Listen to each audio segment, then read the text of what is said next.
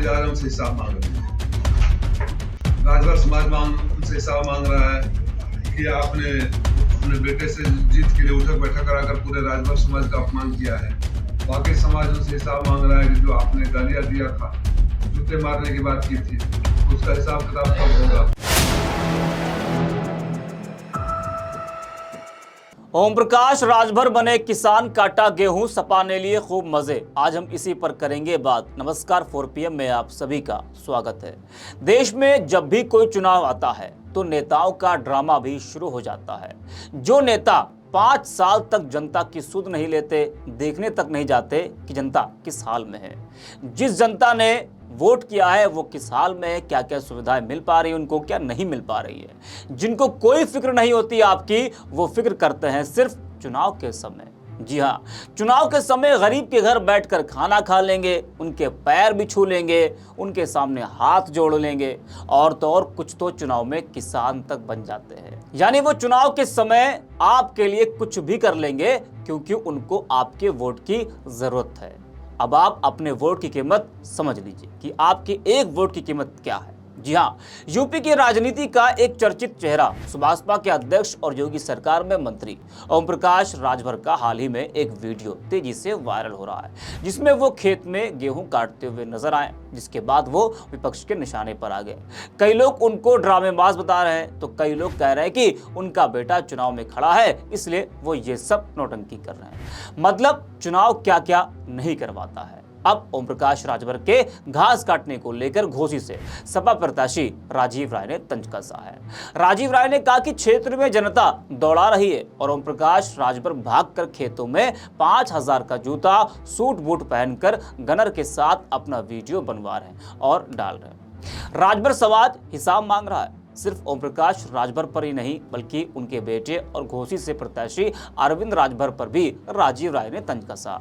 हाल ही में अरविंद राजभर को जो वीडियो वायरल हुआ था जिसमें डिप्टी सीएम ब्रजेश पाठक ने अरविंद राजभर से माफी मंगवाई थी, उस वीडियो को लेकर भी राजीव राय ने तंज कसते हुए कहा कि राजभर ने अपने बेटे की जीत के लिए उठक बैठक कराकर पूरे राजभर समाज का अपमान कराया है।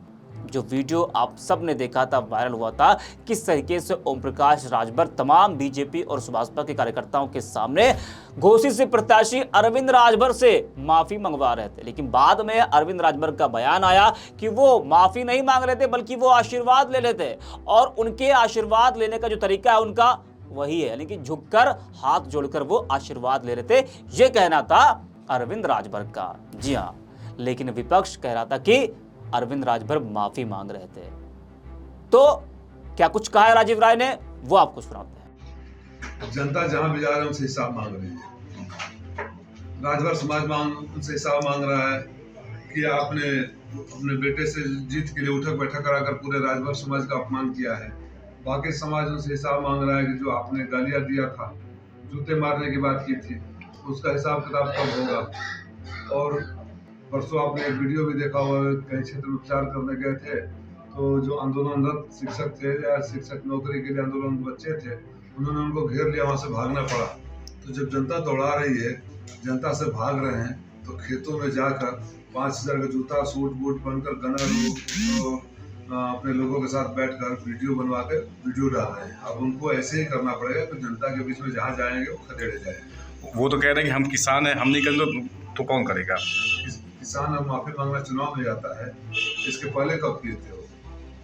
इसके पहले कब किए थे वो? किसानी करना, खेती करना कोई बुरी बात नहीं है, लेकिन फिर बेवकूफ बनाने का एक और प्रयास करना, जो जिनके अकाउंट पहले ही इतने बड़े हैं कि उसका हिसाब नहीं दे पा रहे हैं, ये जनता को हजम नहीं है, जनता को स्वीकार नहीं है। जनता उन गालियों का हिसाब मांग रही है, उन बदतमीजियों का हिसाब मांग रही है, उन बड़भोलेपन का हिसाब मांग रही है, उन झूठे बातों का हिसाब मांग रही है।